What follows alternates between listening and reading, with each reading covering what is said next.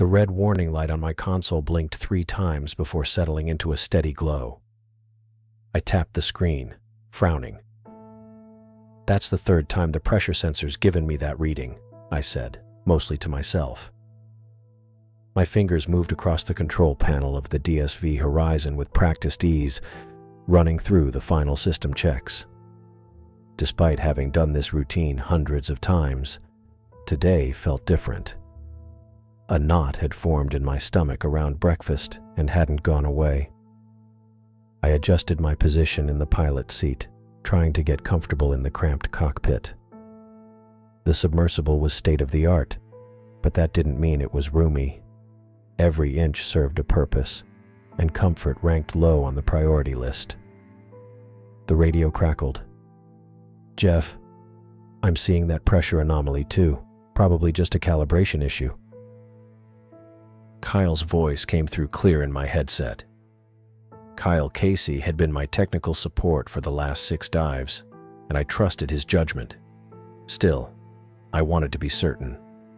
"Running diagnostic again," I said, initiating the sequence. "Better safe than sorry." "Always is with you," Kyle replied. I could hear him typing rapidly on his keyboard back at mission control. "But that's why you're still alive after 15 years of these dives." I watched the diagnostic numbers scroll across my screen, mentally checking each one against the parameters I knew by heart. Everything looked normal except that one sensor. I made a note to have it replaced when we got back. "All systems are ready," Kyle confirmed through the comms. "Primary and backup power optimal. Life support running at full capacity. Navigation systems aligned." I nodded, even though he couldn't see me. "Copy that." There was a pause. Then Kyle added, "Just be careful down there, Jeff. The Laurentian Abyss isn't forgiving. There's a reason the teams call it the kill box." That nickname wasn't helping my unusual anxiety. The Laurentian Abyss, a massive underwater trench off the eastern coast of Canada, plunged to depths of over 19,000 feet. Few had ventured that deep, and those who did treated it with healthy respect. "Don't remind me," I muttered, continuing my checks. The repair mission today was straightforward enough. Descend to the deep-sea monitoring station at 15,000 feet, replace some damaged sensors, and come back up. A 12-hour job at most. I'd done similar work dozens of times. So why couldn't I shake this feeling? The comms crackled again, but this time it was a different voice. "McLaughlin, how's it looking in there?" "Almost ready, Ryden," I replied. "Just finishing the final checks." Ryden Spencer had been operations director for the past 8 years. He ran a tight ship, but looked out for his people. I respected that. "Good," he said. "Weather topside is holding steady. You've got a perfect window for launch." I waited, sensing there was more. Ryden cleared his throat. "Listen, Jeff, I know you've got this, but keep your eyes open down there. That's the same region where we lost the Mariner last year." My hands paused over the controls. The DSV Mariner. The mention of it sent a chill through me that had nothing to do with the submersible's cooling systems. "Thought that was farther north," I said carefully.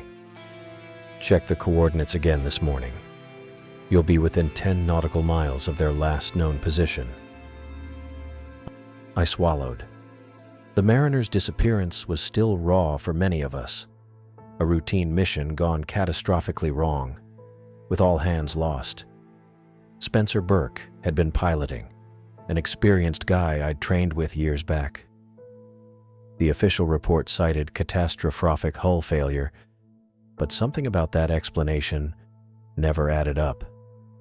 The Mariner had been through the same rigorous checks I was doing now, with similar backup systems. Hull failure shouldn't have been catastrophic. "Thanks for the reminder," I said, trying to keep my voice neutral. Ryden must have sensed my tension. "Just stay focused on your job. Get in, fix the station, get out." He paused. And don't forget you promised Caroline you'd be home for Easter. Easter. I glanced at the small digital calendar on my console. 3 days from now. I remember, I assured him. Won't be a problem. This is a quick job. Good. Your little girl's counting on you. Judith told me all about the Easter egg hunt you promised her when I saw her last week. A smile crept across my face despite my unease. Judith, my 7-year-old daughter, had been planning this Easter egg hunt for weeks. She'd made me promise to help her set it up in the backyard, complete with clues and treasure maps. It was the kind of thing that seemed simple, but meant the world to her. She's got it all mapped out, I said. Even color-coded the eggs based on difficulty level. Sounds like she inherited your planning skills. Ryden chuckled. All right, we're starting launch procedures. Stand by. I turned back to my final preparations, checking my dive suit and emergency systems one last time. The thought of Judith waiting for me pushed back some of the anxiety, replacing it with determination. I had a family to return to. Always did. The launch team's voices came through the comms, going through their checklist. I responded automatically to each query, my body settling into the familiar routine even as my mind remained unsettled. Sealing outer hatch. Outer hatch sealed and locked. Initiating flood sequence. Water began filling the launch chamber around the horizon. I watched the exterior cameras as the submersible was gradually engulfed. The gentle rocking of the ship above became muted, then disappeared entirely as we were fully submerged in the launch bay. Opening launch bay doors. Below us, the massive doors slid open, revealing the dark Atlantic waters. Early morning sunlight penetrated just enough to cast everything in a muted blue glow. DSV Horizon, you are clear for launch. Godspeed, Jeff. Copy that. Launching now. I disengaged from the docking clamps and activated the descent thrusters. The Horizon slipped free from the ship, hanging momentarily in the water before beginning its downward journey. The feeling never got old, that moment of transition when you leave the known world behind and commit yourself to the crushing depths below. As the sub descended, I kept my eyes on the depth gauge. 100 feet, 200 feet, 500 feet. Light faded rapidly, and I switched on the Horizon's external lights, illuminating a small sphere of water around us. Particles drifted through the beams, marine snow, the constant shower of organic matter falling from above. At 1,000 feet, I ran another systems check. Everything normal. How's it looking down there? Kyle asked through the comms. Dark, I replied. Very dark.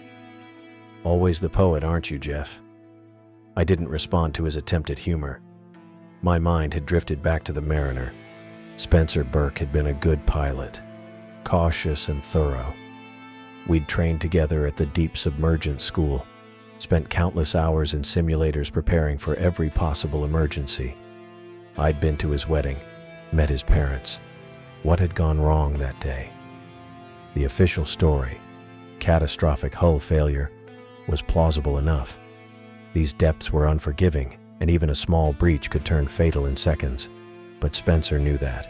We all did. 2,000 feet. 3,000 feet. The pressure outside was building to levels that would crush a human body instantly.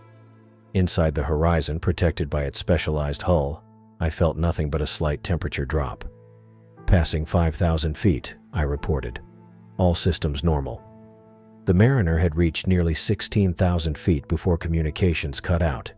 Their final transmission had been routine, just a standard position and status report. Then silence. The rescue operation found nothing, not even debris, just empty, cold water. I checked the navigation system. My path would take me close to where the Mariner was last heard from. Too close for comfort. Kyle, can you confirm our repair coordinates again? There was a brief pause. Sending them to your display now. Why? Something wrong? No, I said. Just double-checking. The numbers appeared on my screen, and I compared them to the mental map I'd formed of the area. We were indeed headed toward the same general region where the Mariner vanished. I told myself it was a big ocean, that the same region could mean miles of separation. But it didn't help. 8,000 feet now. Outside the viewport, the water was an absolute void, broken only by the cone of my lights. Occasionally, strange creatures would drift into view, translucent, alien-looking things adapted to life in this lightless world. They appeared and disappeared like ghosts. Approaching 10,000 feet, I reported. Beginning mid-descent checklist. I went through another series of systems verifications, partly because protocol demanded it, partly to keep my mind occupied. The oxygen levels were perfect, power consumption normal, hull integrity solid, just like the Mariners had been, right up until the end. You're making good time. Ryden's voice came through. Weather's still holding up here. How are you doing? Fine, I said automatically. Then after a pause, actually, been thinking about the Mariner. Silence greeted this admission. I could almost see Ryden and Kyle exchanging glances back at mission control. That was a tough one for everyone, Ryden finally said. But different sub, different mission. Focus on what's ahead of you. Right. I kept my eyes on the instruments. It's just, did you ever feel like the hull failure explanation wasn't quite right? Another pause, longer this time. We all have questions, Jeff, Ryden said carefully. The investigation team did their job with what they had. Which wasn't much, I thought, but didn't say. The depth gauge read 12,000 feet. The pressure outside was now over 5,000 pounds per square inch. Any failure in the Horizon systems would be catastrophic and immediate, just as it presumably had been for the Mariner. 3,000 feet to target depth, I said, changing the subject. Beginning final approach procedures. I adjusted the Horizon's angle of descent, slowing our rate to ensure precise positioning when we reached the monitoring station. The darkness outside seemed to press against the viewport, as if trying to find a way in. My external lights cut through it, but only barely, creating more shadows than illumination. At 14,500 feet, I initiated the final deceleration sequence. The monitoring station should be coming into view soon, a complex array of sensors and equipment anchored to the ocean floor, gathering data on everything from water temperature to seismic activity. My hands moved steadily over the controls, despite my growing uneasiness. Years of training and experience kept me functioning even as my thoughts drifted to Spencer Burke and his crew, to the mystery of their disappearance, and to the uncomfortable coincidence that had me following in their path. What had Spencer seen down here in his final moments? Had there been warning signs? Time to react? Or had it been sudden and complete, the way the report suggested? The depth gauge ticked past 15,000 feet, and I brought the Horizon to a hover, scanning the darkness below for the monitoring station's beacon. With each passing meter we descended, the weight of the ocean above grew heavier, both physically and in my mind. Whatever happened to the Mariner remained unknown, buried in these crushing depths. Now I was here, in the same waters, my apprehension mounting with every silent second that passed. Control, this is Horizon. I've reached target depth and located the beacon, I said, tapping the communications panel. Haley's voice came back, slightly broken by distance. Good to hear, Jeff. How's visibility down there? Non-existent without lights, I replied, reaching for the external illumination controls. I flipped the switches in sequence, bringing the powerful LED arrays to life. The seafloor materialized before me, a vast underwater canyon stretching into blackness. My lights cut through the murk, but could only reach so far, creating a small bubble of visibility in an ocean of nothingness. Beyond that bubble lay only darkness and the crushing weight of 3 miles of water. I checked my coordinates against the repair assignment. According to the briefing, I needed to locate a break in the deep-sea monitoring cable that ran along this section of the abyss. The cable network was part of an early warning system for seismic activity, critical infrastructure that justified sending someone down to these depths. "I'm proceeding to the cable break coordinates now," I told Haley, easing the horizon forward with gentle bursts from the maneuvering thrusters. The sub responded smoothly, gliding over the ocean floor. Fine silt clouded up beneath us, swirling in the lights before settling back down. I kept my eyes on both the sonar display and the viewport, watching for any obstructions that might not show up clearly on instruments. As I moved deeper into the abyss, the topography changed. The relatively flat plain gave way to a gradual slope, and I realized I was approaching the edge of what the technical report had labeled a bowl-shaped depression, what the crew on the support ship more colorfully called the kill box. The name made more sense now that I was seeing it firsthand. The depression wasn't just a gentle dip, but a massive underwater crater, its edges sloping steeply downward into deeper darkness. According to my display, the cable ran right along the rim of this formation. "Control, I'm approaching the kill box now," I said, adjusting my course to follow the edge rather than descend into it. "Cable should be visible shortly." I frowned as static crackled through Haley's response.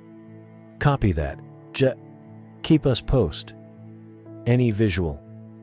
"Control, you're breaking up," I said, tapping the comm panel. "Repeat last message." "Opie, just keep us updated on—" More static cut through before clearing briefly. "Might be interference from the geological formation." That was unusual. Our communication system was designed to handle the challenges of deep water transmission. Some interference was normal, but not this level of disruption. I made a mental note to include it in my mission report. I adjusted the external lights, angling them to scan the seafloor more effectively. There, a thin black line against the silt, the cable. "Control, I have visual on the cable," I reported, bringing the horizon into a hover about 10 feet above it. "Following it now to locate the break." I tracked the cable as it ran along the edge of the depression. According to the sonar mapping, the kill box dropped off another few thousand feet at its deepest point, well beyond the crush depth of even the horizon. I kept a safe distance from the edge while following the cable's path. More static came through as Haley tried to respond. I caught fragments. "Good work," and "proceed with caution" among the broken transmission. The interference was getting worse. I checked my instruments, looking for any sign of electrical problems on my end, but everything read normal. Whatever was causing the disruption was external. After tracking the cable for about 300 meters, I spotted the problem. The cable lay severed, its ends separated by about 2 feet.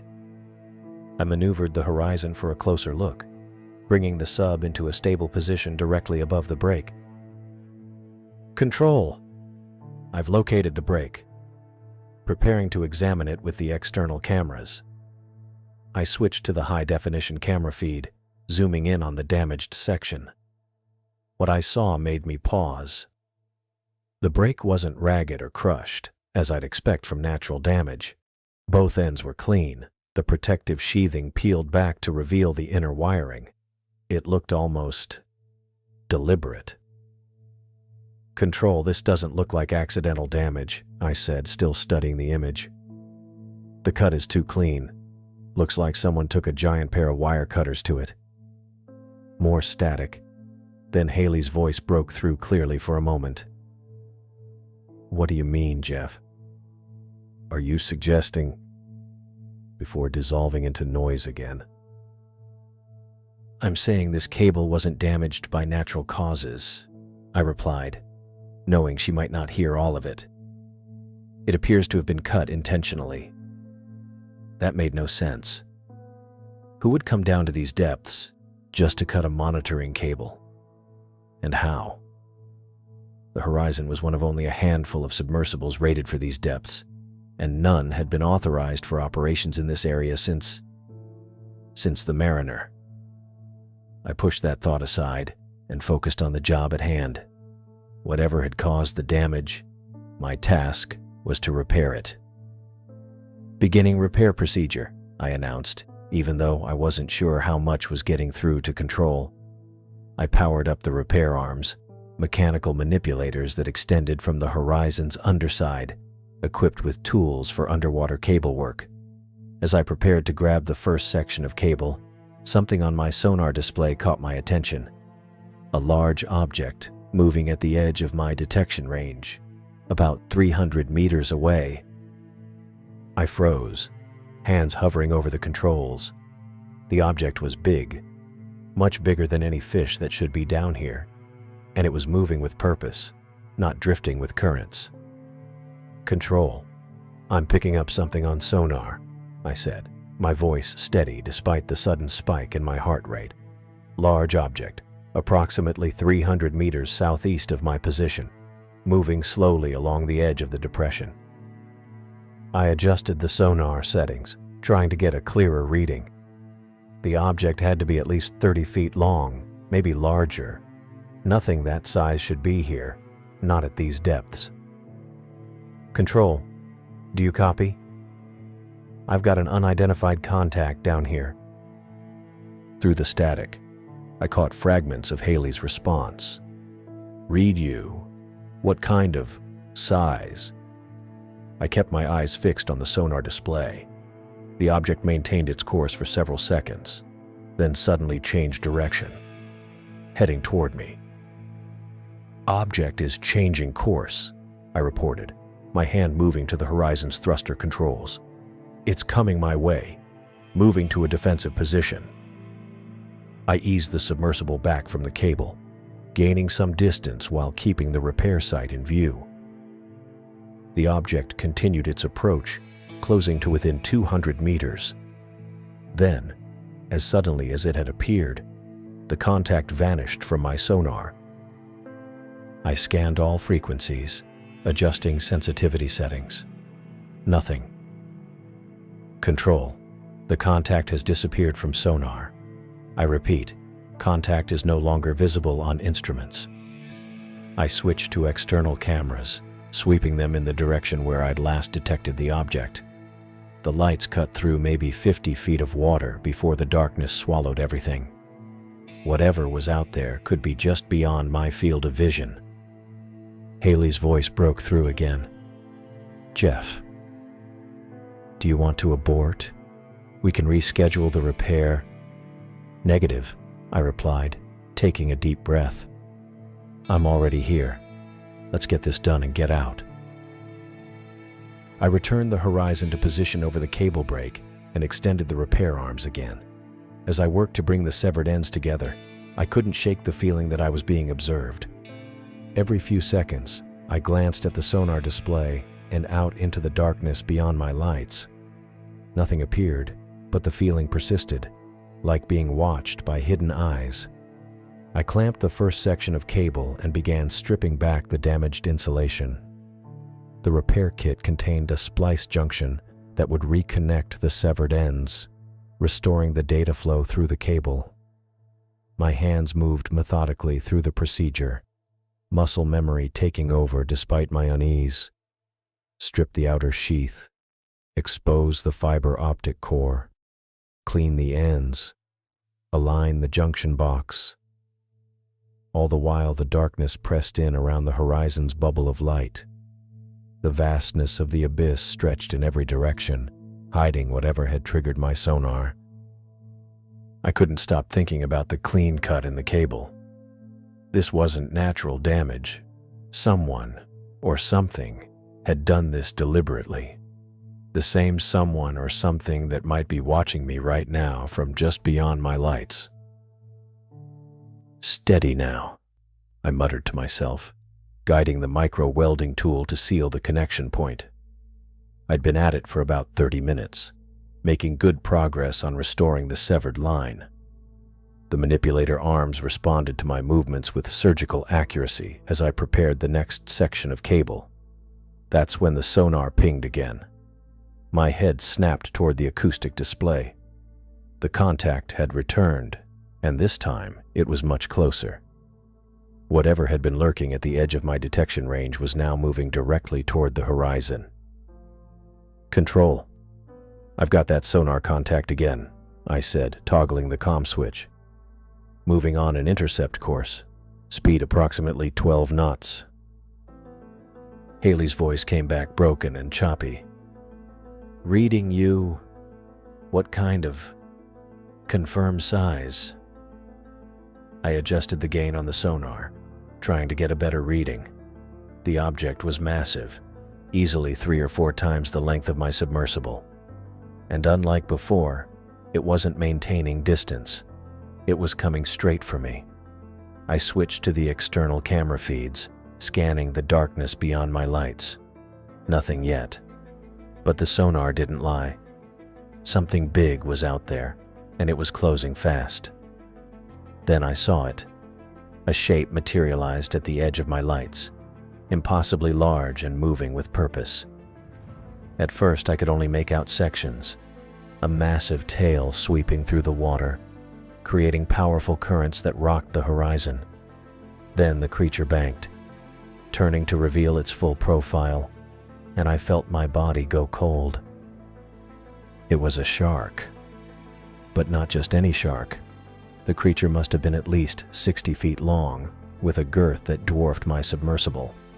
Its skin wasn't the sleek gray of modern sharks, but a mottled pattern of ancient scars and barnacle-like growths that spoke of extreme age. The creature's mouth, lined with rows of serrated teeth as long as my forearm, could have swallowed half the horizon in a single bite. I sat frozen at the controls, my brain refusing to process what my eyes were seeing. It was impossible. Extinct for millions of years, and yet there it was, a living, breathing megalodon circling my submersible with predatory intent. "Control," I said, my voice barely above a whisper. "You're not going to believe this." I hit the record function on all external cameras, tracking the massive shark as it completed another lazy circle around the horizon. "Control. I'm looking at what appears to be..." I hesitated, knowing how it would sound. "A megalodon. I repeat, I am seeing what looks like a living megalodon, approximately 60 feet in length, prehistoric shark species, supposedly extinct for millions of years." The radio crackled with increasing static. Haley's voice came back broken. "Repeat. Breaking up. Can't hear. What did you..." The massive shark completed another circuit, closer this time. Its black marble eyes, ancient and cold, passed directly in front of my viewport. There was intelligence in those eyes, a calculating predatory awareness that sent chills through my body. This wasn't just a fish operating on instinct. This thing was hunting me. "Control, communications are degrading. I'm encountering extreme interference. Do you copy?" The response was mostly static with fragments of words. "Signal. Position. Repeat." The shark continued its circular pattern, each pass bringing it closer to the horizon. I noticed it was swimming in a specific pattern, always keeping to one side of my position, effectively blocking my path back to more open water. With each pass, the currents generated by its massive body nudged my submersible deeper into the depression. That's when I understood. It was hurting me. "Control. If you can hear me, the creature appears to be deliberately pushing me deeper into the depression. I believe it's trying to trap me." I needed to move. I engaged the thrusters, attempting to maintain position, but the massive displacement of water created by the shark's passage made it difficult to hold steady. Each time it passed, The horizon drifted further toward the center of the bowl. I studied the shark's pattern, looking for an opening. It was maintaining a consistent circuit, always keeping to the same side of the cable I'd been repairing. In fact, it seemed to be using the cable itself as a boundary, never crossing to the other side. That's when it hit me. The cable. The high-voltage power line feeding the monitoring station. Even with the break, there would still be significant electrical potential running through the section connected to the power source. The megalodon was avoiding the cable, using it as a boundary to trap me on one side, while it forced me deeper into its hunting ground. Control. The creature won't cross the high-voltage cable. I think it's sensitive to the electromagnetic field. I'm going to try to use the cable as a barrier. I plotted a course that would take me alongside the cable, using it as a shield between me and the prehistoric predator. If I could follow it back to shallower water, I might have a chance to escape. I eased the horizon forward, keeping close to the cable. The megalodon completed another circuit, then seemed to notice my movement. It changed course abruptly, accelerating toward me with frightening speed. I pushed the thrusters to maximum, racing alongside the cable. The shark matched my pace, swimming parallel on the other side of the cable boundary. We continued like this for several hundred meters, the cable between us like a thin electrical fence separating me from certain death. Then the cable ended. I'd reached the severed section I'd been repairing. The megalodon immediately cut across, blocking my escape route. I pulled up hard on the controls, trying to climb above the creature's path. For a moment, I thought I might make it. Then the shark did something I didn't expect. It rose from below, twisting its massive body with surprising agility, and rammed the horizon with tremendous force. The impact sent me slamming against my restraints. Warning lights flashed across the control panel as alarms blared throughout the cabin. The submersible spun violently, and I fought to regain control. Mayday! Mayday! Control! This is Horizon. I've been hit. I shouted into the radio as I struggled with the controls. Port thrusters are damaged. I've lost propulsion on the left side. The diagnostic screen confirmed my fears. The port thruster assembly was severely damaged. I still had partial control, but maneuvering would be severely compromised. The Horizon's structural integrity was holding, but the impact had compromised several external systems. Control, do you copy? Mayday. I'm under attack by a marine predator. Port thrusters damaged. Request immediate assistance. The radio returned only fragmented responses. Copy. Position. Stand by. Losing your... The megalodon circled again, keeping its distance now, as if assessing the damage it had inflicted. I realized the massive creature's body was actually disrupting my communications, either through the physical displacement of water or some electromagnetic interference generated by its mass. Each time it passed between me and the direction of the surface vessel, my comms degraded even further. I needed to stabilize the horizon and find a way out of this trap. I diverted power from non-essential systems to the remaining functional thrusters, trying to compensate for the damaged port side. The submersible responded sluggishly, listing to one side as I attempted to maintain position. The megalodon completed another circuit, watching me with those ancient black eyes. It was toying with me now, like a cat with a cornered mouse, testing my defenses, learning my limitations. Control, I said into the radio, knowing my transmission was likely being lost in static. If you can hear me, I'm going to attempt to reach the seafloor and power down to minimum systems. The creature seems to be tracking my movements and energy signature.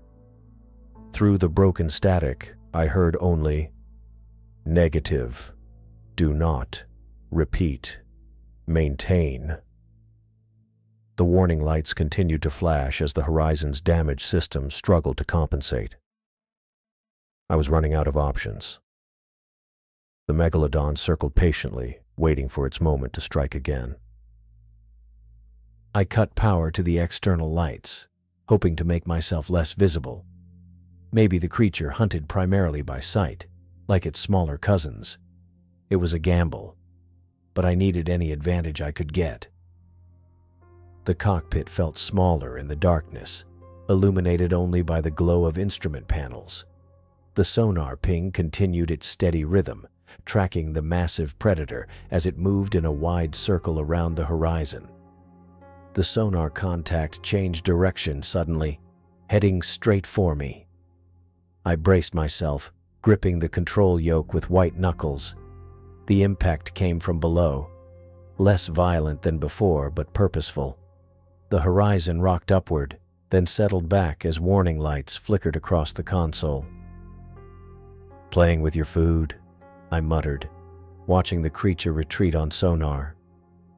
It wasn't trying to destroy the submersible outright. It was testing, probing for weaknesses. The thought sent a chill through me. Whatever this was, it wasn't mindless aggression. I tried the radio again. "Control, the situation is deteriorating. The predator is exhibiting intelligent hunting behavior. I'm going to attempt to reach the cable again." I restored minimal external lighting and engaged the remaining functional thrusters, guiding the horizon toward where I remembered the cable lay. The sonar showed the megalodon moving parallel to my course, keeping pace easily.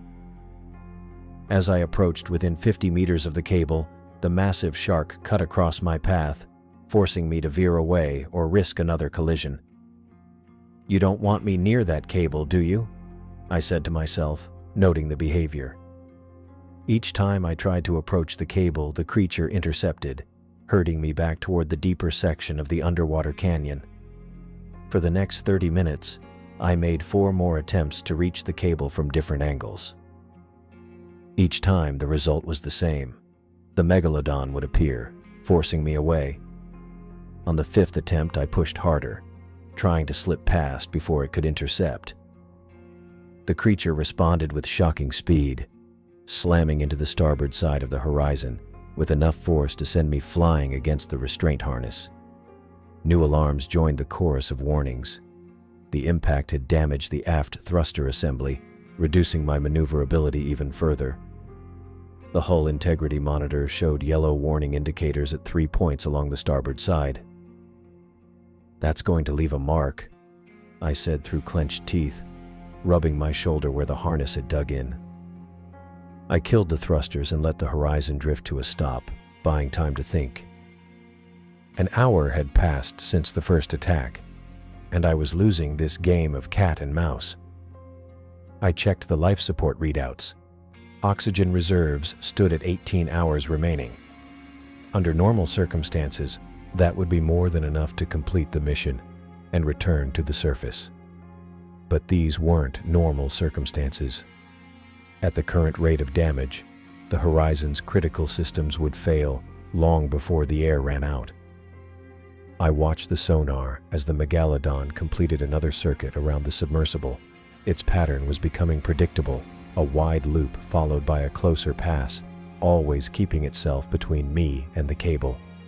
The realization struck me. It wasn't just herding me away from the cable, it was actively avoiding the cable's path itself. "The electromagnetic field," I whispered, remembering studies on shark behavior. Modern sharks were sensitive to electromagnetic fields. They use this sense to detect prey. This ancient predator must share that sensitivity, perhaps even more acutely. The high-voltage power line running alongside the fiber optic cable would generate a significant electromagnetic field, one the megalodon clearly found aversive. I pulled up the submersible's schematic on the secondary display, reviewing the operational systems. The manipulator arms were still functional, as was the industrial plasma torch I'd been using for the cable repair. The torch was designed to cut through the cable's hardened exterior shielding. It would slice through most materials with ease. A plan began forming in my mind. Risky, potentially catastrophic, but possibly my only way out of this situation. The sonar contact changed course again, beginning another approach. This time I didn't move. I let the horizon hover in place, conserving power while I thought through the details of my plan. The impact, when it came, was more controlled, a bump rather than a ram. The creature seemed to be trying to push me rather than damage the submersible further. The horizon drifted several meters before I stabilized it again. "You're getting bolder," I said, watching the sonar as the megalodon retreated once more. But so am I. 2 hours had passed since the first encounter. The game of cat and mouse had taken its toll on both the horizon and me. My shoulders ached from tension, and my mouth was dry. I'd been so focused on survival that I hadn't touched the water bottle secured in the side compartment. I took a quick sip, never taking my eyes off the instruments. The damage reports made for grim reading. The aft thruster had failed completely after the last hit. Hull integrity warnings flashed with increasing frequency, particularly around the starboard viewport seal. A hairline fracture there would mean instant death at this depth. The horizon was tough, but it wasn't designed to withstand repeated attacks from a 60-foot prehistoric predator. I checked the external cameras, panning them to survey the surroundings.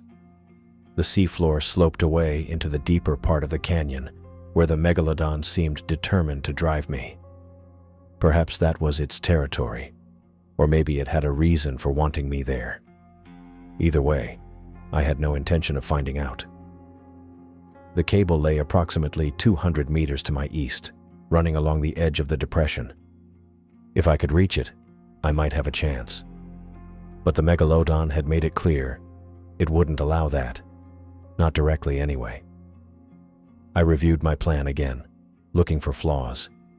It was desperate and would likely cause significant damage to the North Atlantic cable network. Thousands of communications could be disrupted, and the repair costs would be astronomical. But weighing that against my survival and the horizon itself, the choice became clearer. The plan centered on the cable, or more specifically, on the electromagnetic field it generated. If the megalodon avoided the field, perhaps I could use that to my advantage. The industrial plasma torch could cut through the cable's exterior shielding, exposing the power lines inside. With the right application, I might be able to create a barrier or even a weapon using the electromagnetic field. I accessed the submersible's electrical systems, reviewing the insulation capabilities. The Horizon was designed to operate near high-voltage underwater cables without interference. Its hull was well insulated against electrical current. That would be essential if my plan had any chance of success. The sonar pinged again, showing the megalodon beginning another wide circuit. I had perhaps 3 minutes before it would approach for another attack. I needed to be ready. I powered up the manipulator arms and checked the plasma torch. The bright blue light of its ignition sequence illuminated the cockpit briefly. It was still fully operational, one piece of good news in an otherwise deteriorating situation. My hands moved across the control panel, rerouting power to essential systems and preparing for what came next. I needed every bit of maneuverability from the remaining functional thrusters. The plan would require precise timing and positioning. The megalodon completed its circuit and turned toward the horizon again. On sonar, its massive form appeared as a blip moving with purpose. I took a deep breath, steadying my nerves. "All right," I said to the empty cockpit. "Let's see how you like this." I engaged the thrusters, pushing the horizon in a direction I hadn't tried before, directly away from the cable, deeper into the canyon. The megalodon's blip paused momentarily, as if confused by this new behavior. Then it adjusted course, following at a distance. This was the first part of my plan, to make the predator think it was winning, that I was finally going where it wanted me to go. I needed to create distance between us, enough space to execute the next phase. After moving about 100 meters deeper into the canyon, I cut the thrusters and let the horizon drift to a stop. The megalodon approached cautiously, circling once before retreating to a watching position about 50 meters away. Now came the tricky part. I powered up the manipulator arms, extending them to their full reach. Using the camera feeds to guide my movements, I opened the external tool compartment and retrieved a spool of high-tensile repair cable. This cable wasn't electrified like the main communication line, but the megalodon didn't need to know that. Working quickly, I used the manipulator arms to secure one end of the cable to the horizon's frame. The other end I left trailing, a thin metallic lifeline extending behind the submersible. Next, I positioned the plasma torch in the manipulator's grip, its blue flame ready to ignite at my command. The sonar showed the megalodon growing restless, beginning to move toward me again. I waited, timing my next move carefully. The massive shark needed to be in just the right position. As the creature approached, I fired the remaining thrusters at maximum output, launching the horizon in a wide arc that would eventually lead back toward the main communication cable. The sudden movement caught the megalodon by surprise, but it recovered quickly, changing course to intercept. This was the moment I'd been waiting for. As the predator closed in, I ignited the plasma torch and swung the manipulator arm in a wide arc, slicing through the trailing repair cable I'd deployed.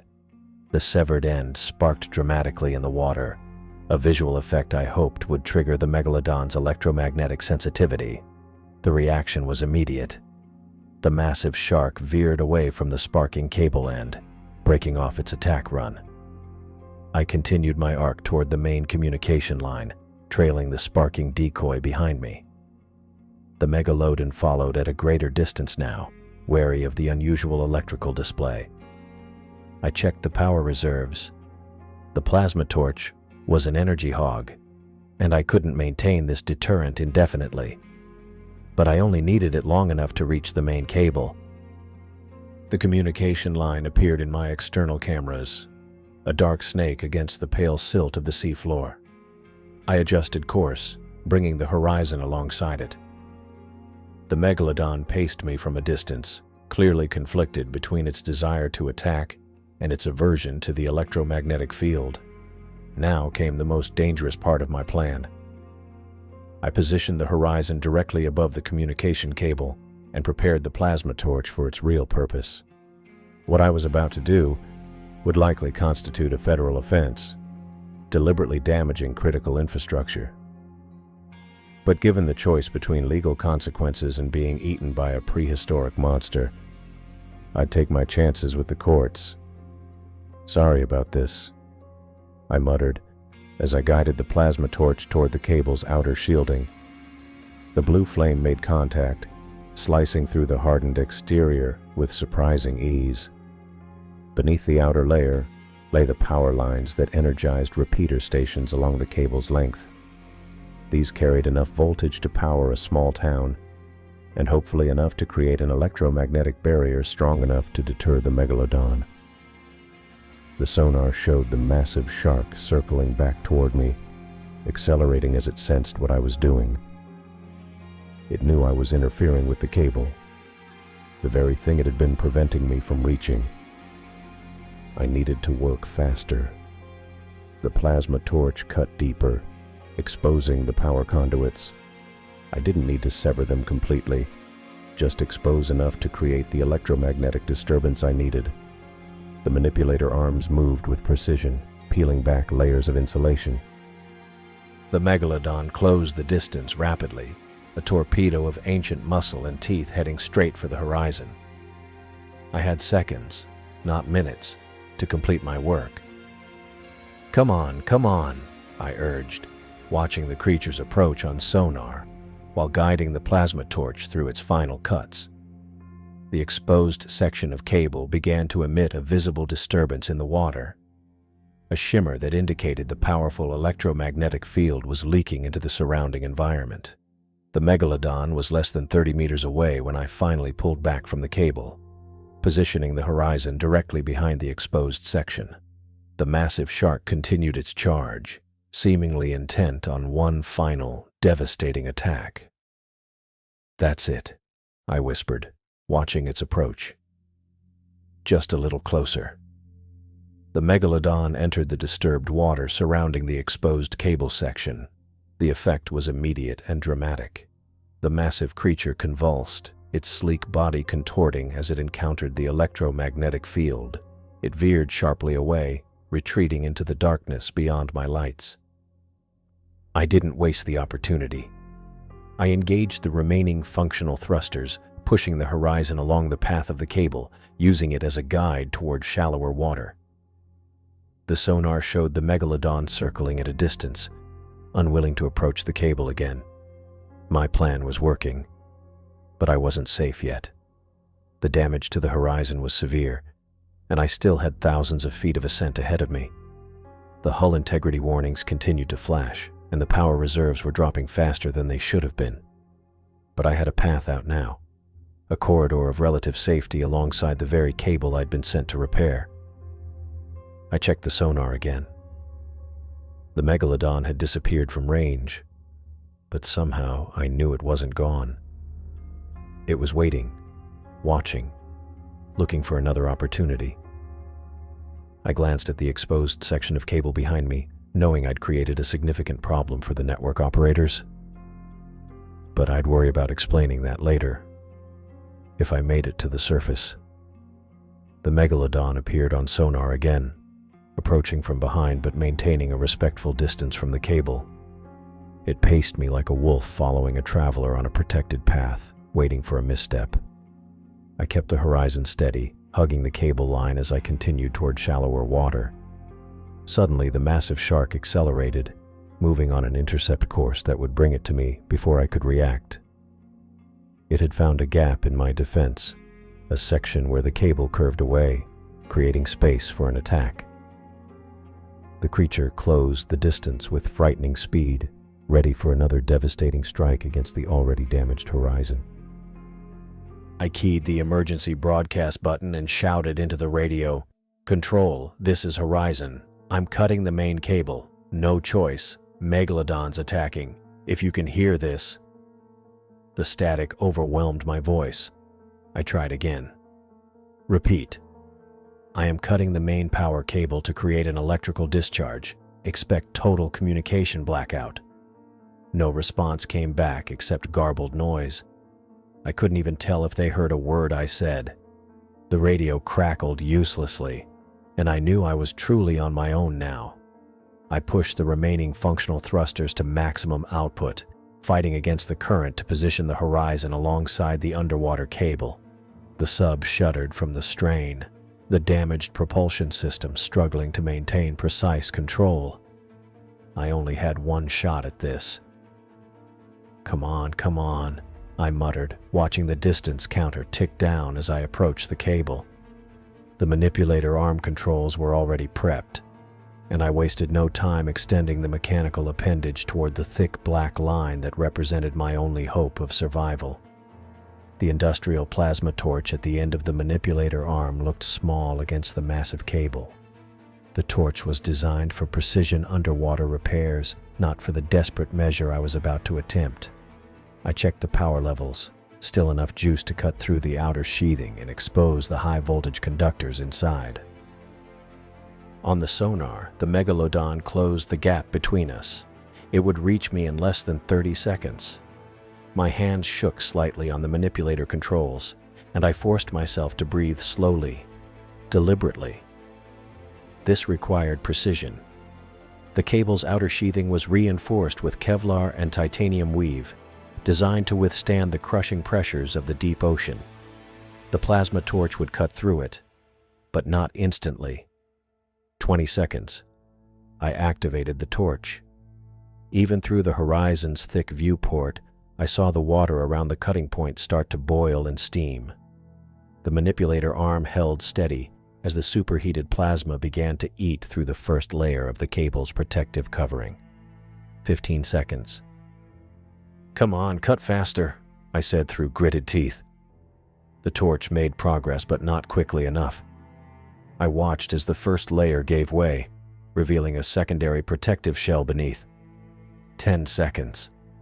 The megalodon was so close now I could see its massive outline approaching through the murky water. Its scarred hide reflected dully in my external lights. Those ancient dead eyes focused on the horizon with terrible intelligence. 5 seconds. The second layer finally yielded to the plasma torch, exposing the high-voltage conductors beneath. They ran along the cable's core, carrying enough electricity to power a small city. Now, I just needed to break through the insulation around them. The megalodon opened its massive jaws, revealing rows of serrated teeth, each the size of my hand. It was close enough now that I could see the smaller fish swimming alongside it, remoras attached to its ancient hide. Its massive tail propelled it forward in one final, devastating charge. There was no time left. The creature was seconds away from impact. With the manipulator arm, I drove the plasma torch directly into the exposed section of cable, cutting through the last protective layer. The megalodon's enormous head filled my viewport, its jaws wide enough to crush half the horizon in a single bite. I could see individual scars across its snout, barnacle-like growths between its teeth. Its black marble eye stared directly at me as it closed the final few meters. I made the cut. The ocean transformed into pure light. Thousands of volts of electricity discharged into the seawater in an instant, creating an underwater lightning storm that turned the absolute darkness of the deep into blinding daylight. The electrical current ripped through the water in jagged, brilliant arcs. The megalodon took the full force of the discharge. Its massive body went rigid, every muscle seizing at once as the current overwhelmed its nervous system. I watched through squinted eyes as the prehistoric monster convulsed violently, its enormous frame twisting and contorting in ways that seemed impossible for something so large. The light was so intense I had to look away, raising my arm to shield my eyes. In that moment, I felt the horizon shudder as the electromagnetic pulse from the discharge washed over us. Warning alarms blared for a split second before cutting off mid-tone. Then everything went black. Every screen, every light, every system in the horizon shut down simultaneously. The gentle hum of the life support system, the background noise I'd grown so accustomed to that I barely noticed it anymore, fell silent. The only sound was my own breathing, suddenly loud in the absolute quiet. I sat motionless in the darkness, trying to process what had just happened. The electromagnetic pulse from the cable had fried the horizon's electrical systems. No power meant no lights, no communications, no sonar, no propulsion, no life support. I tried to control my breathing, to slow my racing heart. Panic wouldn't help me now. I needed to think clearly. The emergency system should have been shielded from EMP, but there was no sign they were kicking in. I reached out in the darkness, fingers searching for the manual emergency light. It should be on the right side of the control panel. My hand bumped against something, and I heard it clatter to the floor of the cockpit. Great. Now I'd have to find it by feel. I unstrapped myself from the pilot seat and carefully lowered myself to my hands and knees, feeling around on the floor. As I searched blindly in the darkness, I listened intently for any sound that might indicate a hull breach. The creaking of metal under pressure was normal at this depth, but the sound of rushing water would mean the end. Each pop and groan of the horizon's frame made me freeze, waiting to feel the cold rush of seawater that would signal my death. But no water came. My fingers finally closed around the emergency light, and I thumbed the activation switch. Nothing happened. The EMP must have been more powerful than I'd anticipated, frying even the simplest battery-operated systems. I made my way back to the pilot's seat by feel, counting the seconds in my head. How long had it been since the systems failed? 2 minutes? 3. Time seemed to stretch in the absolute darkness. I had no way of knowing if the megalodon was still out there, stunned but alive, or if the electrical discharge had killed it. I strained my ears, listening for any sound outside the hull. At this depth, sound carried differently through water, and the Horizon's hull could sometimes act like a crude hydrophone. But I heard nothing except the normal sounds of a submarine at depth, the creaking of metal, the occasional ping as the temperature differential caused something to expand or contract. 4 minutes now. Maybe 5. I sat in the darkness, breathing slowly, trying to remember the emergency restart procedures. There should be a manual override for the main power systems, designed to function even after catastrophic electrical failure. But would it work after an EMP of that magnitude? I felt along the edge of the control panel, fingers tracing the familiar contours until I found the recessed emergency restart panel. I pried it open and felt the mechanical switch inside. No electronics here, just a physical connection that should, in theory, bypass the fried systems and pull power directly from the emergency reserves. I flipped the switch and waited, holding my breath. Nothing happened. I flipped it back and forth several times, hoping for some response. The darkness remained absolute. The emergency power reserves must have been damaged too, or the connection systems that would carry that power to the Horizon's essential functions. 6 minutes in darkness now. I leaned back in my seat and tried to think. The Horizon carried emergency oxygen tanks that didn't require power to function. Simple pressure vessels with mechanical regulators. They would give me enough air for about 2 hours. After that, I didn't let myself finish that thought. Instead, I focused on listening for any sound of water entering the hull, any indication that the megalodon had damaged the Horizon before the electrical discharge hit it. The silence was absolute, broken only by my breathing and the normal sounds of a submarine under pressure. No rushing water. The hull was intact, at least for now. 7 minutes. I sat in the darkness, listening to the sounds of the deep, waiting either for the emergency systems to somehow recover or for the inevitable end. 8 minutes of blindness now, and I started to wonder if the electrical discharge had affected my vision rather than just the sub's systems. I waved my hand in front of my face. Nothing but darkness. I couldn't even see the outline of my own body. 9 minutes. I thought about Caroline and Judith waiting for me at home, planning that Easter egg hunt. Would they ever know what happened to me? Or would the Horizon become another mystery of the deep, like the Mariner before it?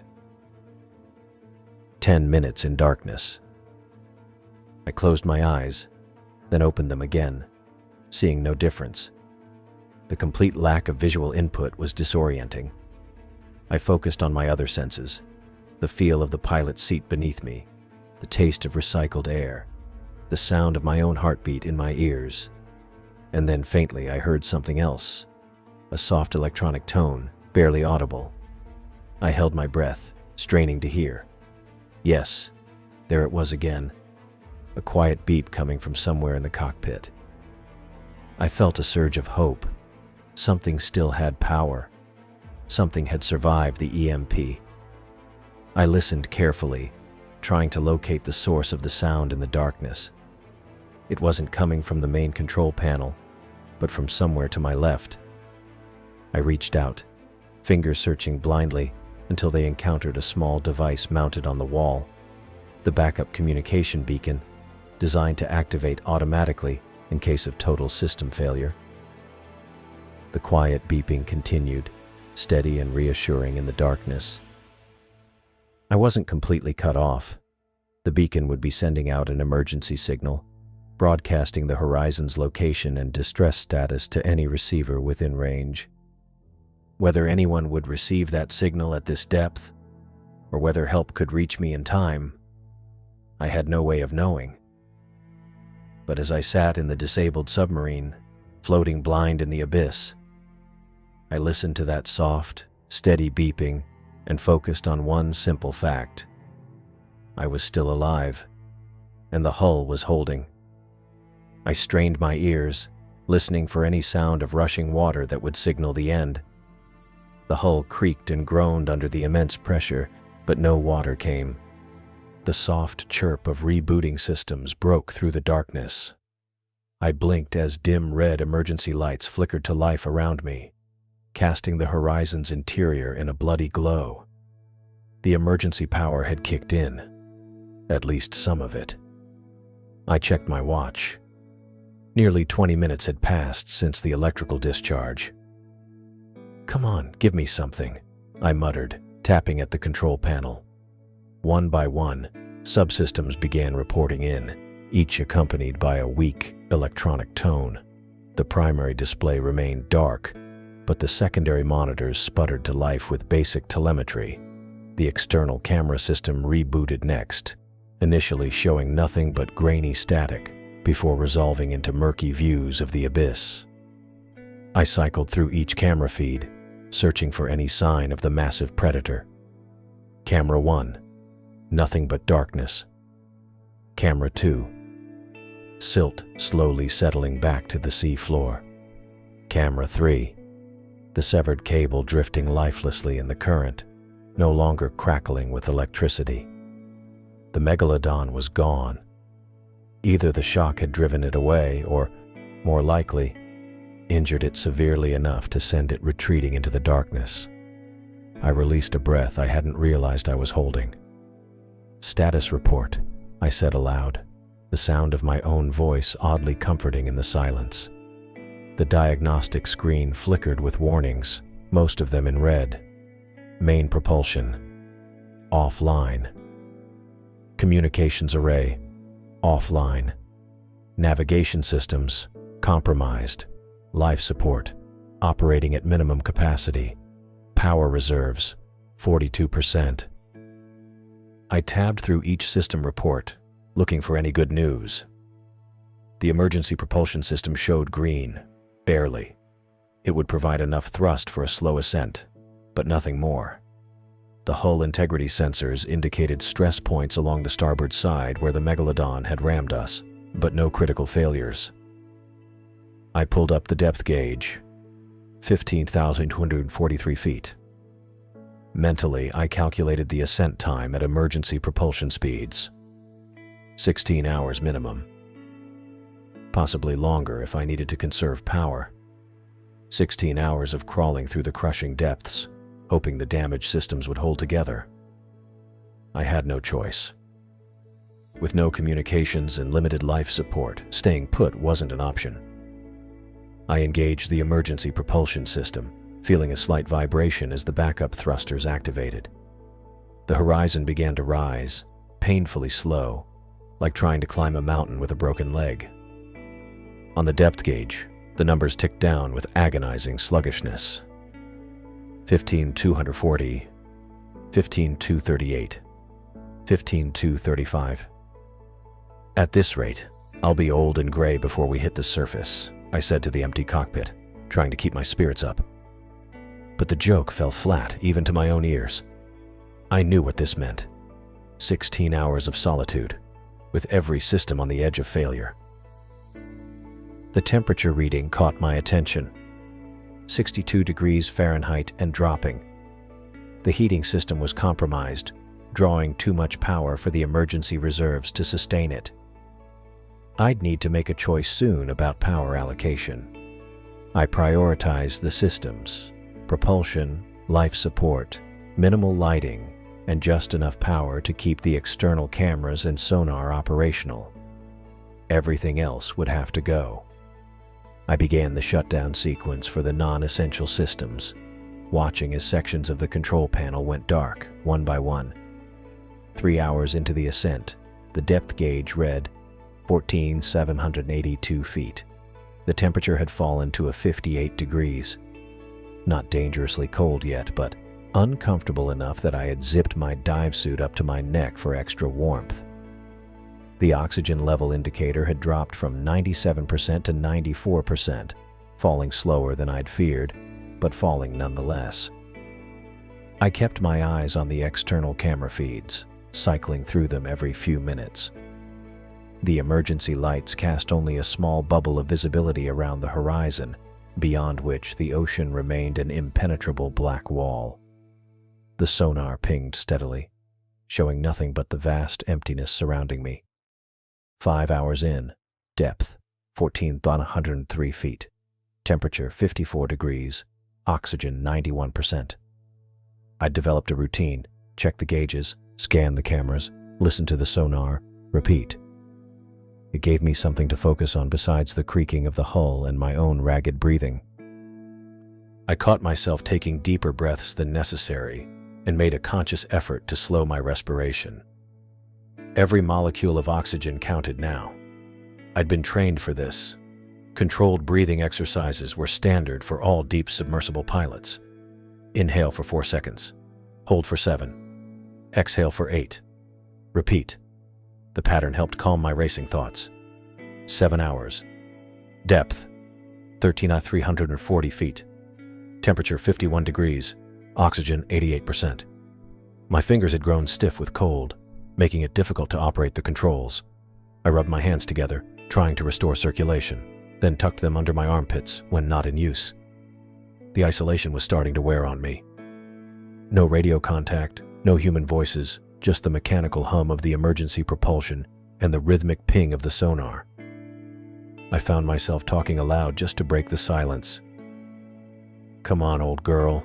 Just keep climbing," I said, patting the console like it could hear me. "We've been through worse." But had we? In 15 years of deep-sea dives, I'd never faced a situation this dire. Damaged systems, no communications, minimal power, and 16,000 feet of ocean pressing down on a compromised hull. And somewhere out there, possibly a prehistoric predator that had already demonstrated its ability to hunt modern technology. The thought of the megalodon sent my eyes back to the sonar display. Still nothing. But that didn't mean it wasn't out there, circling beyond detection range, waiting for another opportunity. 9 hours. Depth 12,567 feet. Temperature 49 degrees. Oxygen 85%. I'd stopped feeling my toes about an hour ago. I stamped my feet against the floor, trying to force blood into them. The cold was becoming a serious concern. Hypothermia would affect my decision-making ability long before it became life-threatening. I found an emergency thermal blanket in the survival kit and wrapped it around my shoulders. It helped, but not much. The chill had seeped into my bones, making every movement an effort. The depth gauge continued its maddeningly slow countdown. Every 100 feet felt like a victory, yet the surface remained impossibly distant. I tried not to think about my family, Caroline waiting at home, Judith preparing for Easter. The thought that I might never see them again was too much to bear. Instead, I focused on the immediate: monitor systems, check for threats, conserve oxygen, stay warm, 1 hour at a time, 1 foot after another. 11 hours. Depth 11,892 feet. Temperature 47 degrees. Oxygen 81%. The headache started as a dull throb behind my eyes, the first sign of oxygen deprivation. I knew it would get worse before it got better. I reduced the emergency lighting further, saving every watt of power for the essential systems. The sonar pinged, and my heart nearly stopped when a contact appeared at the edge of the detection range. I held my breath, watching as the blip moved across the screen. Too small for the megalodon, probably a school of fish or some other deep-sea creature drawn to the horizon's lights. Still, the momentary surge of adrenaline left me shaking. 12 hours. Depth 10,435 feet. Temperature 45 degrees. Oxygen 78%. I'd been awake for over 24 hours now, and fatigue was taking its toll.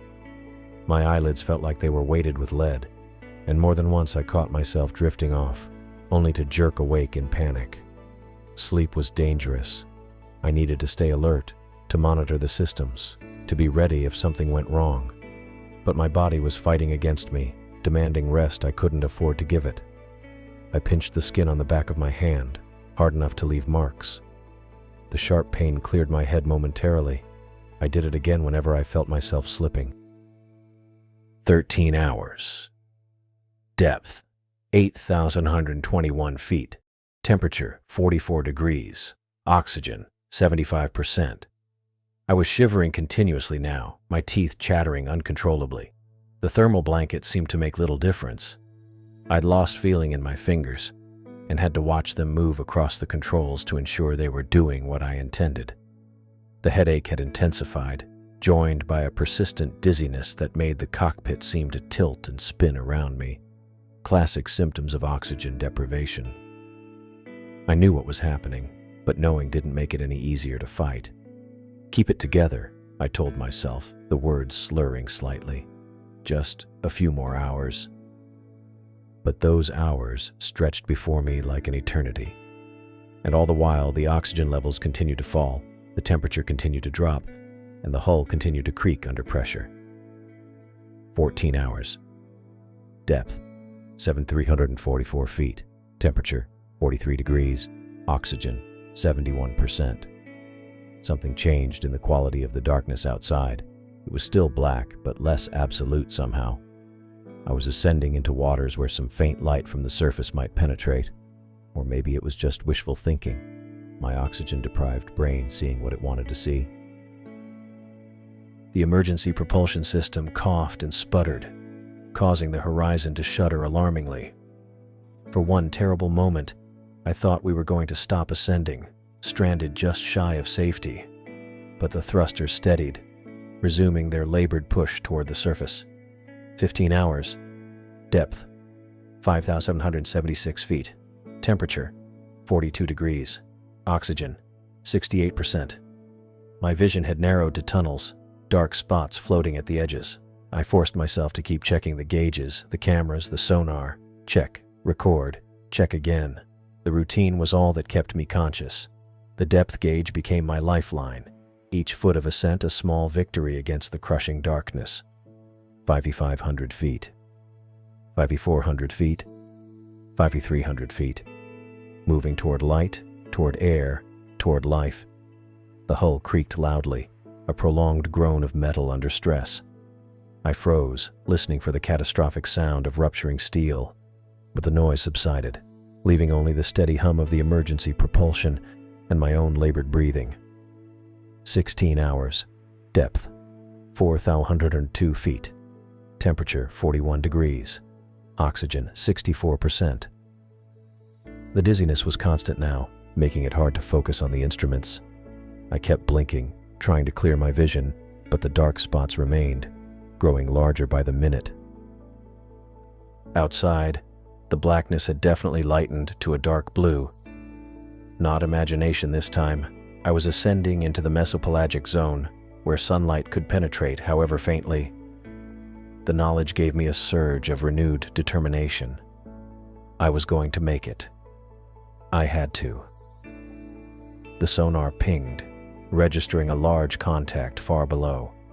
My heart raced as I stared at the screen, watching the blip move slowly across the display before disappearing.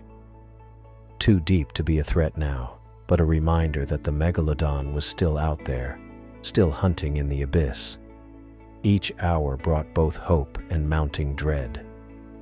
Hope because I was getting closer to the surface, closer to rescue. Dread because the oxygen levels continued to fall, the cold continued to deepen, and the damaged systems continued to deteriorate.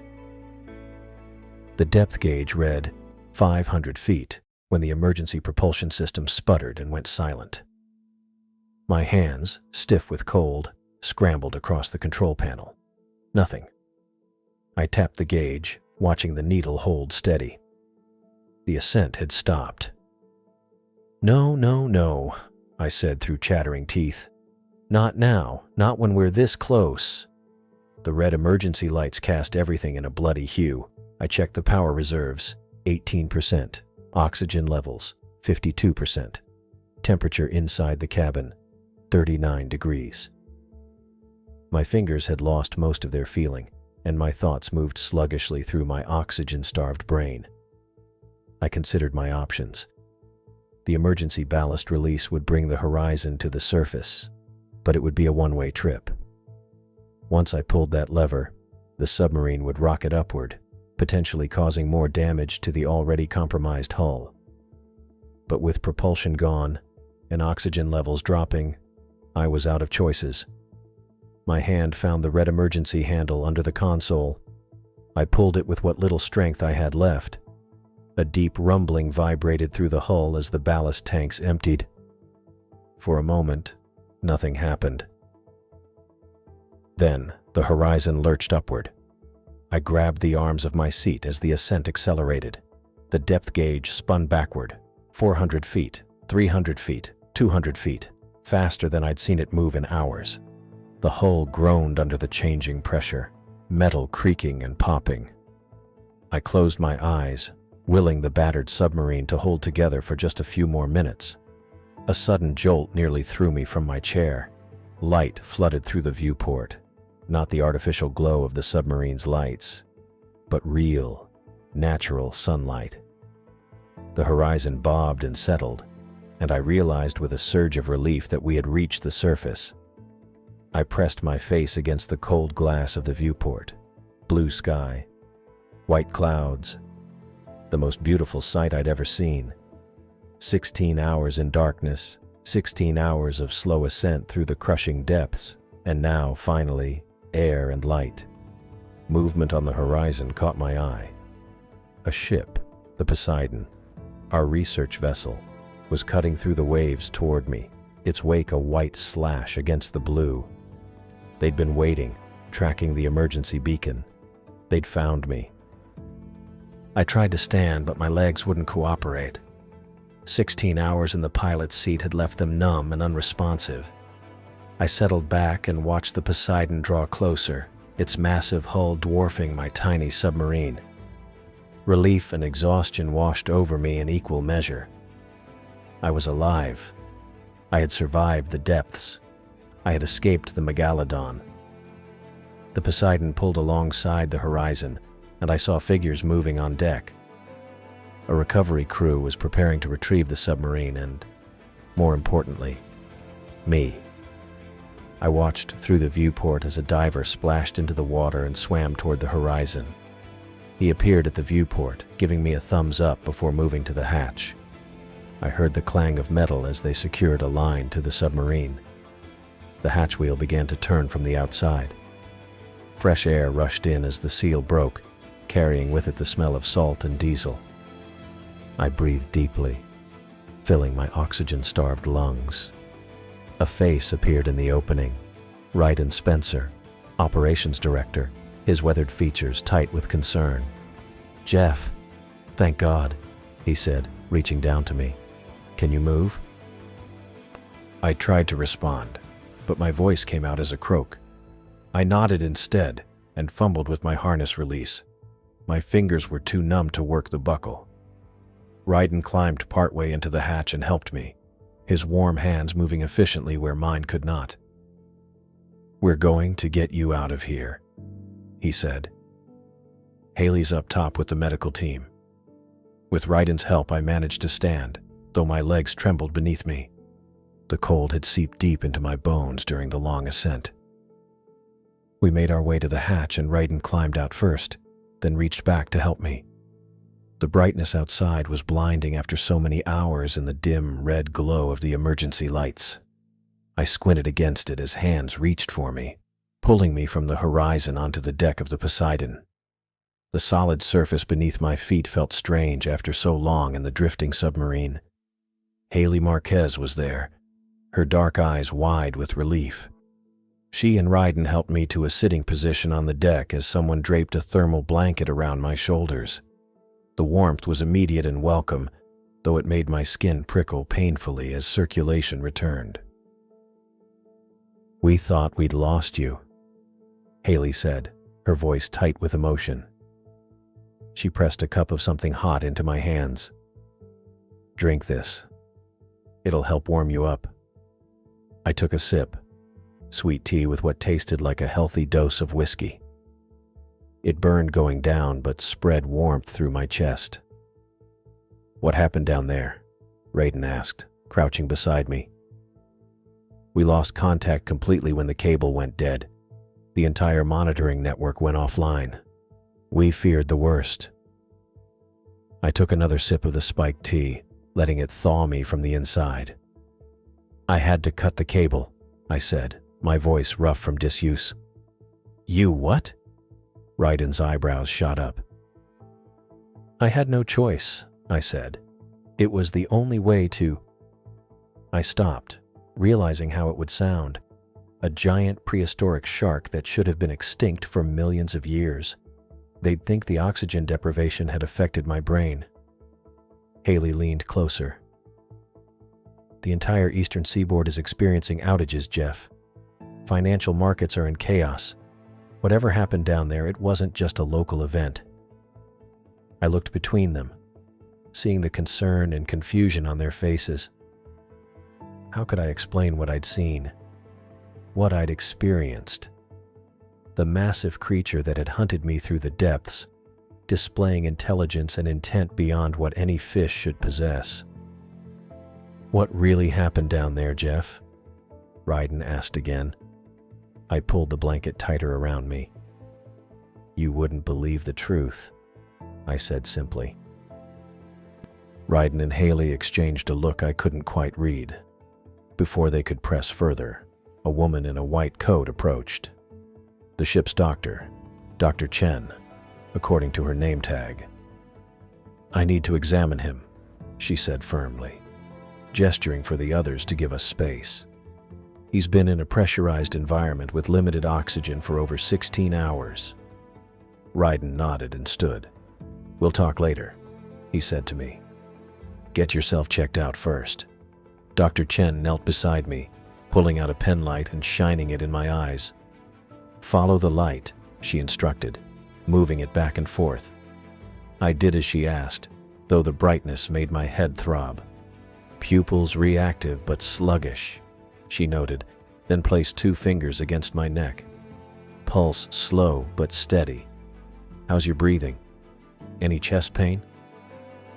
"Just tired," I said. "Cold." She nodded, checking my extremities and frowning at my bluish fingertips. "Mild hypothermia," she said, "and likely some oxygen deprivation. We need to get you to the infirmary." 2 crew members helped me to my feet, supporting me as we made our way below deck. My legs were beginning to regain feeling, bringing with them painful pins and needles. The warmth of the ship's interior was almost overwhelming after the cold of the horizon. The infirmary was a small but well-equipped room with 2 beds. I sat on one while Dr. Chen continued her examination, checking my blood pressure and oxygen levels. She hooked me up to an oxygen tank, placing a mask over my face. "Deep breaths," she instructed. "We need to get your O2 levels back up." I breathed in the pure oxygen, feeling it clear some of the fog from my brain. Dr. Chen wrapped a blood pressure cuff around my arm and frowned at the reading. "Blood pressure's low," she said. "I'm going to start an IV to help with rehydration and get your core temperature back up." I nodded, too exhausted to argue. She worked efficiently, inserting the IV needle into the back of my hand and hanging a bag of clear fluid. The ship's gentle rocking, so different from the stillness of the deep, was oddly comforting. "Rest," Dr. Chen said, adjusting the blankets around me. "Your body's been through a lot. I'll check on you again in an hour." She left, closing the door behind her. I lay back on the bed, the oxygen mask fogging with each breath. The events of the past 16 hours played through my mind. The attack, the desperate plan to cut the cable, the long, cold ascent through the darkness. It seemed almost unreal now, lying in the warm infirmary with the sunlight streaming through the porthole. I must have dozed off, because when I opened my eyes again, the light coming through the porthole had changed. I checked my watch. 2 hours had passed. I felt marginally better. Warmer, at least, though still exhausted. The IV bag was nearly empty, and the oxygen mask had slipped down around my neck. Voices drifted through the closed door, and I realized that was what had woken me. 2 people were talking just outside, their tones urgent but hushed. "Strange readings all around the cable break site," a male voice was saying. "Like nothing we've ever seen before." Could it be equipment malfunction? This was Haley's voice, I was sure. "On all frequencies? Simultaneously? No way. Something big is down there, Marquez. Really big." "The repair teams already dispatched. Oceanic doesn't want to waste any time getting the network back online. Losses are already in the millions." I shifted in the bed, trying to hear better. The IV line pulled at my hand and I carefully adjusted it. "What about McLaughlin's report?" Haley asked. "He says he had to cut the cable." A pause. "Hoffman's already putting together the official statement. Equipment failure caused by extreme pressure. Pilot acted heroically to save himself and the vessel." "But that's not..." "Look, we both know Oceanic can't afford another incident like the Mariner. They need this to be an accident, not sabotage." Their voices moved away, and I couldn't make out the rest of the conversation. I lay back, processing what I'd heard. Emergency repair teams were being sent to the cable break site, right back to where the Megalodon was hunting. And the company was already forming an official narrative about the incident, one that didn't match reality. I thought about what I'd seen down there. The massive predator, ancient and intelligent, patrolling its territory. I thought about what would happen if I told the truth. Would they believe me? Or would they write it off as hallucinations caused by oxygen deprivation? I remembered Spencer Burke, the pilot of the lost DSV Mariner. Had he encountered the same creature? Was that why his submarine had disappeared without a trace? And if so, what had Oceanic done with that information? The realization settled over me like a weight. My actual account of what happened might be problematic for Oceanic. Very problematic. They needed a neat explanation, not a story about a supposedly extinct predator lurking in the depths of the Laurentian abyss. 3 days had gone by in a blur of medical evaluations, debriefings, and fitful sleep. The infirmary kept me under observation for 24 hours, monitoring my oxygen levels and checking for signs of decompression sickness. When they finally released me to my quarters on the Poseidon, I slept for 14 hours straight, waking only when Ryden knocked on my door to tell me we'd reached port. Now I sat across from Herman Hoffman in his corner office on the 38th floor of Oceanic headquarters. The walls were glass on 2 sides, offering a panoramic view of the Atlantic coastline, a sight that would normally calm me. Today it just reminded me of what lurked beneath those deceptively peaceful waters. "So let me get this straight, McLaughlin," Herman said, leaning forward in his leather chair. "You deliberately cut a $4 billion communications array because of an extinct prehistoric shark." He didn't phrase it as a question. His voice was flat, matter-of-fact, like he was reading a grocery list instead of summarizing the most terrifying experience of my life. "Yes," I said. What else could I say? I was too exhausted to craft a more palatable version of events. The medical team had cleared me physically, but my mind still felt foggy. Every time I closed my eyes, I saw those rows of teeth, that massive shape moving through the darkness. Herman studied me from across his desk. His silver-gray hair caught the morning light, and his expensive suit looked freshly pressed. I felt shabby in comparison, wearing the same clothes I'd had on the Poseidon, jeans and a sweater that still smelled faintly of diesel and salt water. "You understand how this sounds," Herman continued. He tapped his fingers on a stack of papers. "My incident report. filled out in the ship's medical bay while my hands still trembled from cold and adrenaline. "I know exactly how it sounds," I said, "but it's what happened. 3 days ago, I might have cared more about how my story would affect my career. Now, I just wanted to go home to Caroline and Judith. Wanted to hold my daughter and forget about the crushing darkness of the deep." Herman sighed and pulled out another file from his desk drawer. "The Horizon's data recorder was partially functional during your incident." My heart rate picked up. I hadn't known that. After the electromagnetic pulse from the cable, I'd assumed all the subsystems had been fried beyond recovery. "The sonar logs confirm that something large was tracking the submersible," Herman said, flipping open the file. "And the external pressure sensors recorded multiple impacts consistent with your account." I felt a rush of validation. "Then you believe me?" Herman closed the file. "What I believe isn't relevant. What matters is Oceanic's official position." Of course. This meeting wasn't about finding truth. It was about damage control. "And what is Oceanic's official position?" I asked. Herman stood up and walked to the window, looking out at the ocean. "Our marine biologists have reviewed the data. Their assessment is that you encountered an unusually large Greenland sleeper shark. They can grow to over 20 feet in length and are known to inhabit deep waters." I almost laughed. A sleeper shark? That thing was at least 60 feet long. "The sonar readings were likely distorted by the underwater topography," Herman said without turning around. "Combined with the stress of your situation and decreasing oxygen levels, it's understandable that your perception might have been enhanced." I took a deep breath, fighting back the urge to argue. They needed this explanation. A sleeper shark made sense. It fit neatly into the known world. A living megalodon would raise too many questions, attract too much attention. "And you acted in self-defense," Herman continued, turning back to face me. "No one is questioning that.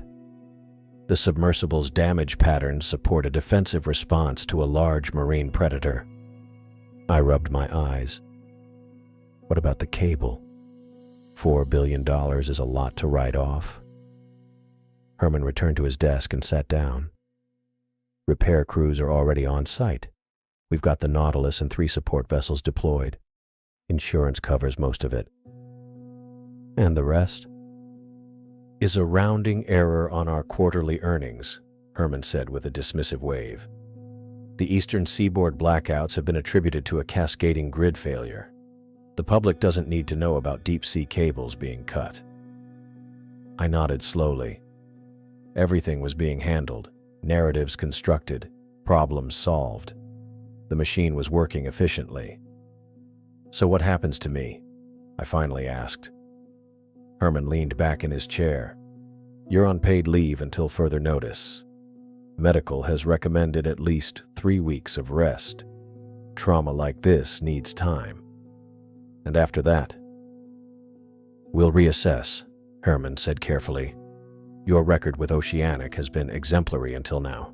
15 years, not a single major incident. Until I cut a $4 billion cable." The corner of Herman's mouth twitched, almost a smile. "Until you acted to preserve your life and a $150 million submersible in an emergency situation. That's the official record."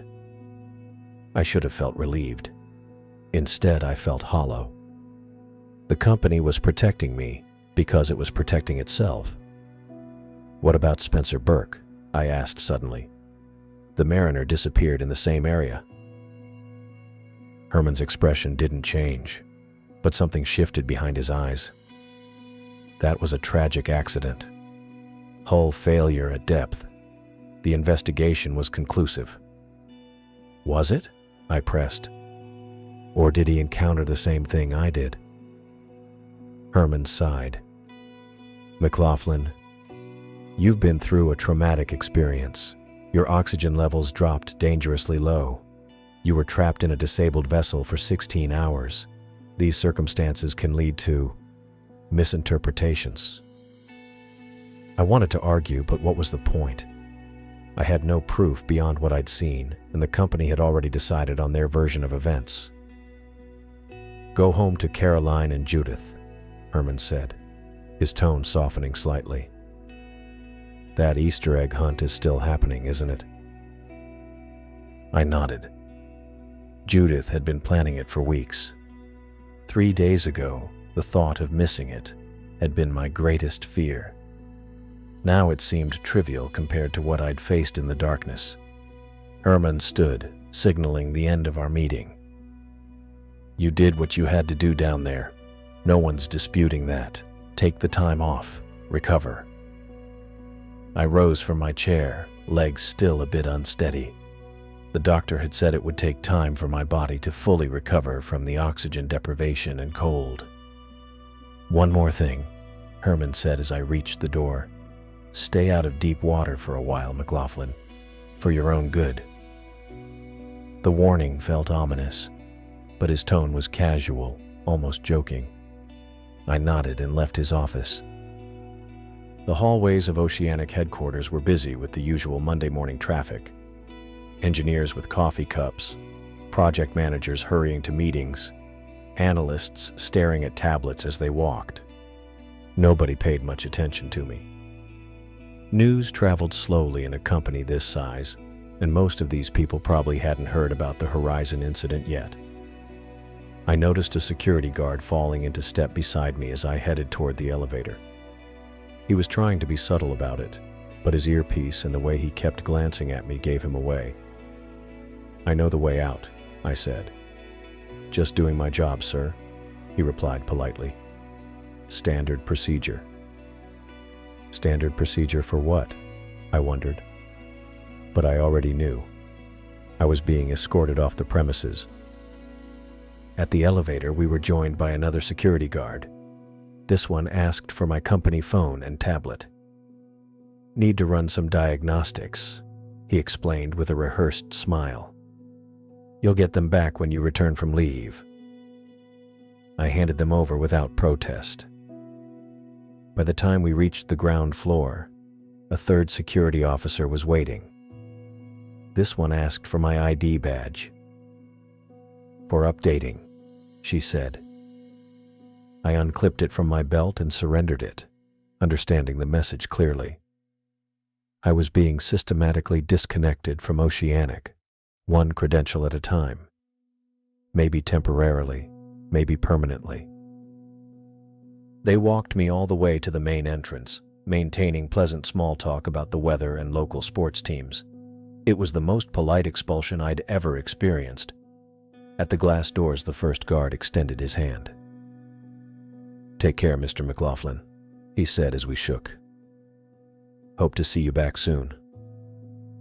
I stepped outside into the spring sunshine, suddenly aware that I had no company phone to call a cab, no badge to get back in, and no real idea if I still had a job beyond the guaranteed paid leave. The glass doors whispered shut behind me. I sat on a bench across from the Oceanic building for almost 20 minutes. The spring breeze carried the scent of salt from the harbor, reminding me of the crushing depths where I'd faced something impossible. I finally called Caroline from a coffee shop payphone, telling her I was coming home early. She asked no questions, just said she'd be waiting. The cab ride home cost $63 I couldn't expense anymore. 2 weeks later, I stood in our backyard, watching Judith dart between bushes and garden ornaments, her pink basket swinging wildly as she hunted for Easter eggs. We were late. Easter had passed while I was still recovering, but Caroline had insisted on keeping the promise. "Look, Daddy, I found the golden one." Judith's voice rang out as she held up a foil-wrapped chocolate egg, her face glowing with victory. "That's worth extra points," I called back, summoning a smile that felt more natural than any I'd managed since returning home. Caroline stood beside me, her hand finding mine and squeezing gently. The warm pressure of her fingers was an anchor, tethering me to this moment of normalcy. She hadn't asked about the nightmares that had me waking up most nights, gasping for air, clawing at phantom pressure on my chest. She hadn't commented on how I'd leave the bedside lamp on, unable to face complete darkness. She just squeezed my hand and watched our daughter run from hiding spot to hiding spot. "She's been planning this hunt for weeks," Caroline said softly. "Drew maps and everything. There's a whole scoring system I don't understand." I nodded, watching Judith consult a crumpled piece of paper before diving behind the garden shed with determination. "She gets that from you, the organizing, and the stubbornness from you."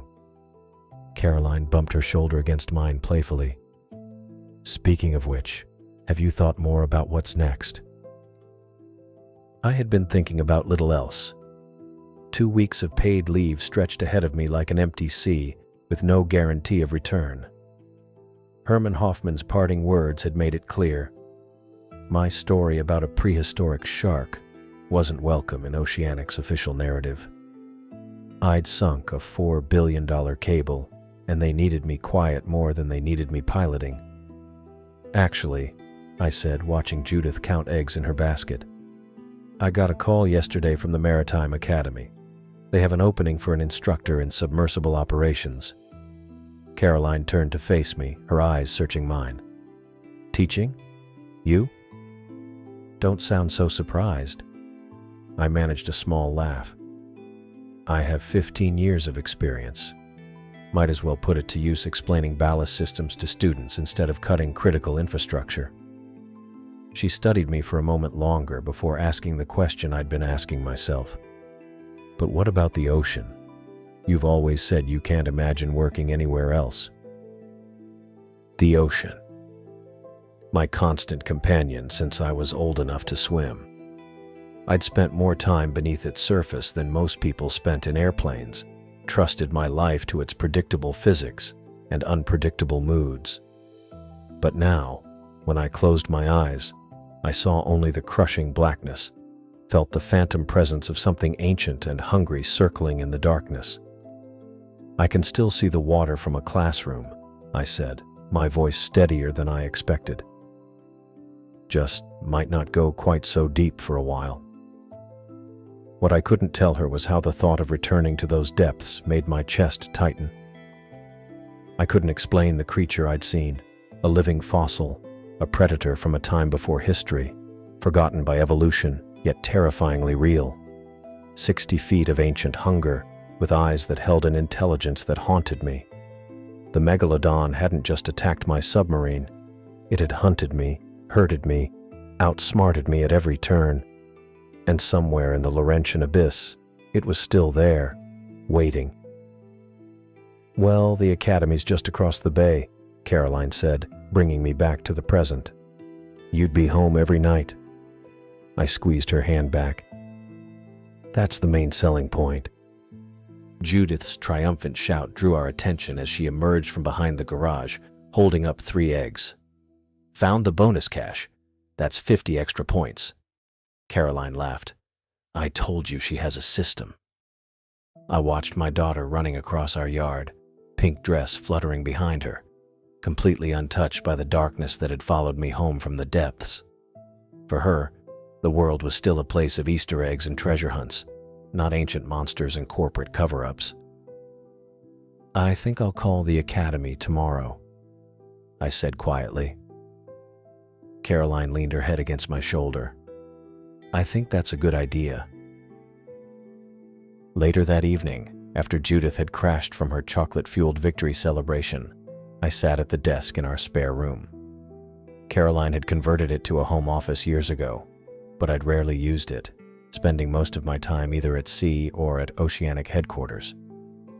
Now, the unfamiliar chair creaked under my weight as I checked emails on our personal computer. I scrolled through 2 weeks of accumulated messages, bill notifications, neighborhood association updates, a birthday invitation for Judith, when a subject line caught my eye. Secured. Mariner data comparison. Eyes only. The sender was listed simply as KC, but I knew immediately it was from Kyle Casey. I clicked it open, surprised he would risk contacting me on my personal email. The message was brief. J. This came through before they locked down the Horizon data. Compare the sonar readings from the Mariner incident, left, with yours, right. Same signature, same location, almost exactly 1 year apart. This wasn't random. KC. Below the text were 2 sonar imaging attachments. I downloaded them, heart pounding as I opened the files side by side. The technical part of my brain immediately recognized the format. Standard deep-sea sonar mapping with contact signatures overlaid in red. The images showed nearly identical readings. A massive object, at least 60 feet in length, moving with purpose and precision. What struck me most was the pattern of movement. In both cases, the object circled clockwise, maintaining consistent distance before closing in with remarkable acceleration. The movement wasn't random or instinctive. It showed intent, strategy, hunting behavior. A second email arrived as I was studying the images, also from KC. They're scrubbing everything, all Horizon data being classified under equipment malfunction protocols. Ryden is fighting it, but getting nowhere. Burke saw the same thing you did before the Mariner went down. Hoffman knows. Whole eastern seaboard blackout being blamed on infrastructure failure. My advice: keep your head down and your mouth shut about what's down there. They're watching your social media and monitoring your calls. Whatever that thing is, it's been there a long time, and Oceanic wants it to stay secret. I'm going dark after this, taking some vacation time in mountains, far from any ocean. You should do the same. Delete these after reading. KC. I sat back in the chair, feeling a cold weight settle in my stomach. The confirmation was both validating and terrifying. Spencer Burke, pilot of the Mariner, hadn't suffered a hull breach or equipment failure. He'd encountered the same creature, the same hunting pattern, in the same location. And Oceanic knew. I thought back to Herman's office, his casual dismissal of my account, the way he'd suggested it was oxygen deprivation or stress, all while holding sonar data that proved I wasn't hallucinating or exaggerating. They'd known exactly what was down there when they sent me to repair the cable. I closed the email and deleted both messages, then emptied the trash folder. Kyle was taking a risk sending this information, and I wouldn't let it lead back to him.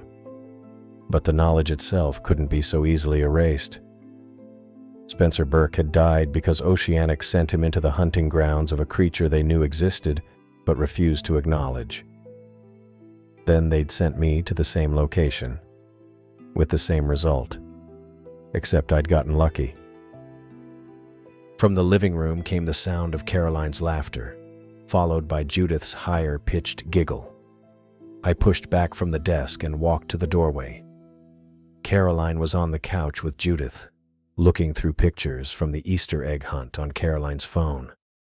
Their heads were bent together, both smiling at some image on the screen. The simple normalcy of the scene hit me with unexpected force. I thought about Kyle's warning to stay quiet about the megalodon. Looking at my family laughing on the couch, I decided that's exactly what I would do. Let Oceanic bury their evidence. Let them pretend nothing lurked in those depths. The deep could keep its secrets, as long as I could keep my family safe from whatever waited in the Laurentian abyss.